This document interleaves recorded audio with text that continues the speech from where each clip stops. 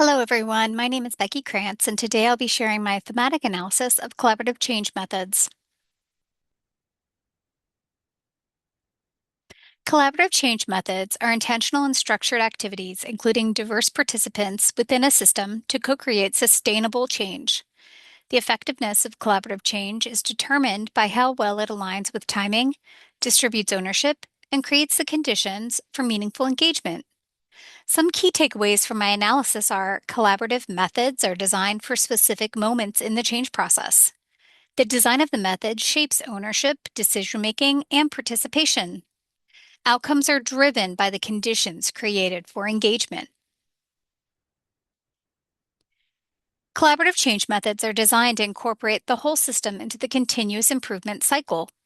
Learning how to become a new practitioner, I've realized how important it is to understand the nuances of designing and facilitating these methods across different contexts. So the question guiding my analysis was, what themes are shared across these methods and what patterns emerge across those themes? In this presentation, I'll walk through key themes through purpose, systems, and experience, and practical insights for designing and facilitating collaborative change. The six methods I analyzed were World Cafe, liberating structures, collaborative arts, appreciative inquiry, future search, and open space technology. Each source for the thematic analysis was derived from the Collaborative Change Library, your global guide to transforming organizations, revitalizing communities, and developing human potential. Access to my library was provided by Dr. Stephen Cady for this cohort. To conduct my analysis, I used a combination of affinity diagramming and mind mapping. I started with three core design elements: purpose, system, and experience, then expanded to include all 8 design elements: invitation, technology, evidence, values, and mastery.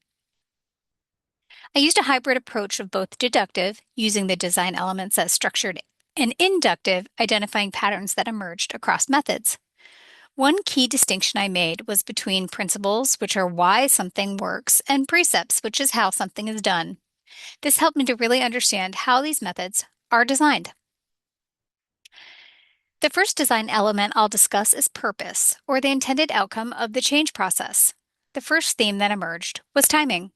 What I found is that these methods are designed for different moments in the change process. Some methods, like open space, future search, World Cafe, and appreciative inquiry, are especially effective for initiating change because they build ownership, energy, and a shared vision. Others, like World Cafe, liberating structures, help with identifying needs by surfacing data, perspectives, and gaps.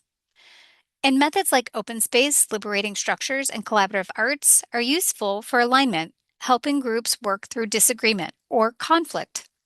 So, one key insight is that these methods are not interchangeable. They are designed for different moments in change.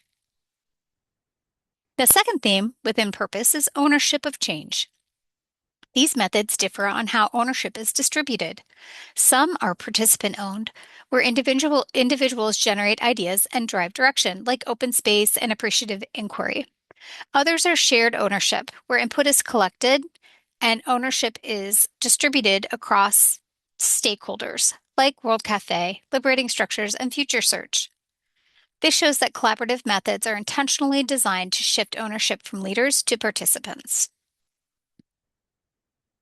Moving into system, which refers to how the method is designed, the first theme here is a precept, decision making, or how decisions are made. These methods vary in how they structure decision making. Some of them more facilitator driven, like future search. Some are shared, balancing facilitation and participation. Others are participant driven, where individuals shape direction and meaning. This reflects how power and influence are distributed within the process. The second theme is the principle behind making decision making, or why it's structured that way. Across methods, decision making is designed to achieve 3 things: commitment, people support what they help create, inclusion, diverse perspectives improve decisions, and alignment. Groups move forward with shared direction. So while the structure may differ, the intention behind it is consistent. Next is experience, or how participants interact with and make meaning of the process. The first theme is facilitation structure, or how much structure is used. These methods fall along a spectrum: highly structured, like future search, which is directed and controlled; semi-structured, guided and facilitated activities like World Cafe and appreciative inquiry; or less structured, like liberating structures and collaborative arts. This structure shapes how participants engage and contribute. The second theme is the conditions for engagement, or why the experience is designed the way it is. These methods are intentionally designed to create psychological safety, where participants feel safe to contribute; active participation, where all voices are engaged; and connection, where shared understanding is built. These conditions directly influence the quality of the outcomes. To bring this all together, collaborative change methods can be intentionally applied with a continuous improvement cycle to support meaningful engagement. This matters for practice because these methods are not standalone activities. When we align the right method to the right moment in the process, we can improve engagement, strengthen decision making, and ultimately support more effective outcomes. From a practice perspective, one of the biggest takeaways is that these methods are not one size fits all.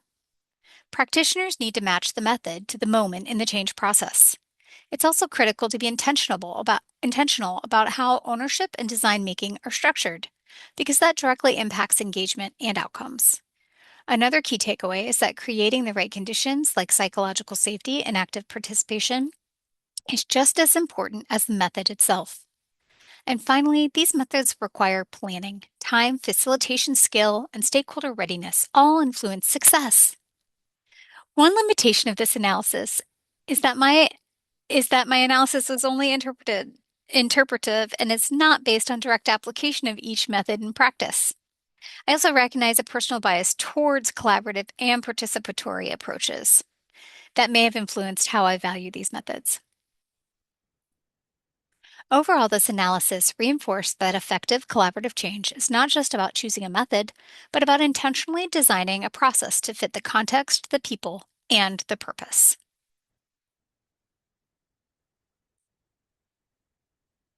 Thank you.